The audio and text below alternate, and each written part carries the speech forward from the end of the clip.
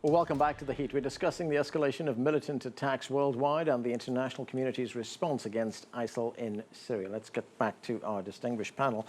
Sam, let me start with you this time. You know, ISIL had said initially when it emerged that its intention was to grab as much territory as it could, to consolidate that territory into a caliphate, a Islamic State, if you like. Then we had the Paris attacks. Was that a turning point? Because that seemed, on the part of ISIS, to invite a response from the West. Yes, well, you had the Beirut attacks and then the Russian plane, and actually you had a Beirut attack last year, I believe, as well. So yes, you're right. This does seem to be, as I mentioned, an adoption of at least part of Al-Qaeda's game plan here. Part of what Al-Qaeda would do, however, is explain itself to some extent. I think there were great pains taken to not listen to what their stated goals were, and their tactics were obviously reprehensible, but they actually said, we want U.S. troops out of Saudi Arabia, which they actually got. Al-Qaeda actually achieved one of its core goals, U.S. out of Iraq, which they obviously did not get, and backing of Israel. ISIS seems to be, just ranting crusades, sectarian fighting, defaming Muhammad, and so on. And unfortunately, I think that this has been part of the process of the U.S. having so abused the Middle East that, it's gotten, to put it bluntly, crazier and crazier. Again, let's take a trajectory here. You had the rise of figures like Nasser in the 50s and 60s. U.S. didn't like him. He was an Arab nationalist, did everything to undermine him. He's gone. So then you have the rise of the secularists, Baaths, not Arab nationalists, but localists in Syria and Iraq. Don't like them. Don't like Al-Qaeda, obviously. Don't like Yasser Arafat, so we get Hamas. And it's been part of this degeneration because the United States continuously intervenes because it doesn't like the players, any of the players. You have policies like dual containment. We don't like either Iran or Iraq, so we're going to fight both of them simultaneously. And this continual policy over decades has literally driven this region insane. So, John, there you heard it. I mean, the United States gets involved there without any kind of coherent strategy. There's no end game here, no exit strategy. We don't know what happens. Again, I don't know that that isn't the strategy. Well, look, if I can say, I'm a sharp critic of a lot of my government's policies toward the Middle East, going back decades, don't get me wrong. But we've just heard this notion that America's really pulling all the strings in the Middle East is absurd.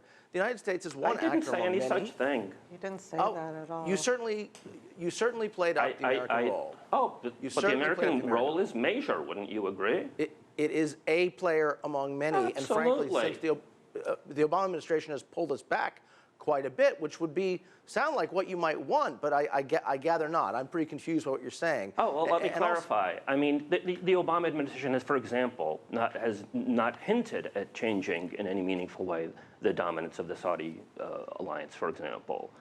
There's been this rhetoric with him and Netanyahu, but there was this rhetoric between the first George Bush and the right wing in Israel.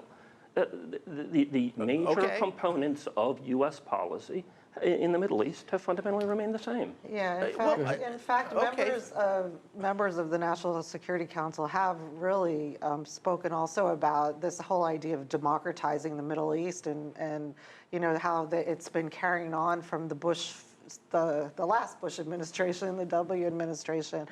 And it is true. I mean, we have people, supporting the Israelis and the situation in Israel and the occupied territories is just an astronomical, chaotic mess right at this point. There's such horrible conditions in Gaza and other words, and we continue to sit by and watch this. Same thing in Lebanon. We're training troops in the north, and same time trying to undermine other parts of the leadership there. Syria, Libya, we decided to overthrow those. We continue our presence, and there's more in Iraq.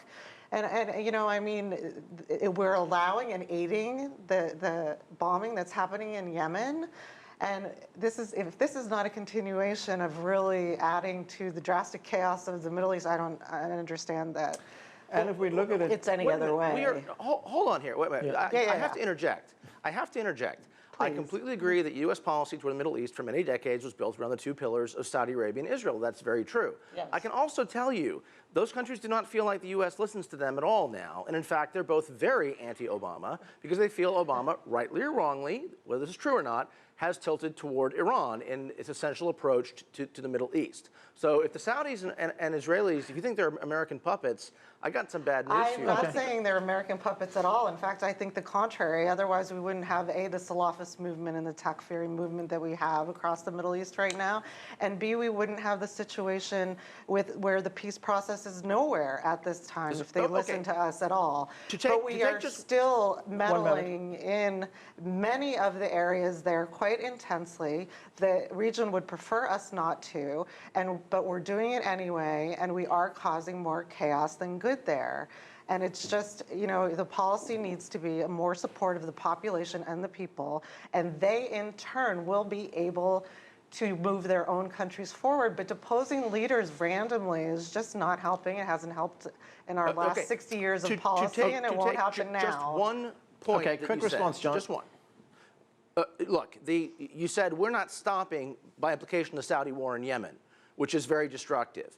You said you don't want more U.S. military intervention. Do you want U.S. military intervention to stop the Saudis in Yemen? Because that seems to be what you're saying. And we could stop arming them. We can, all we need to do is stop, helping them gas planes. It's just, get the petrol to the planes.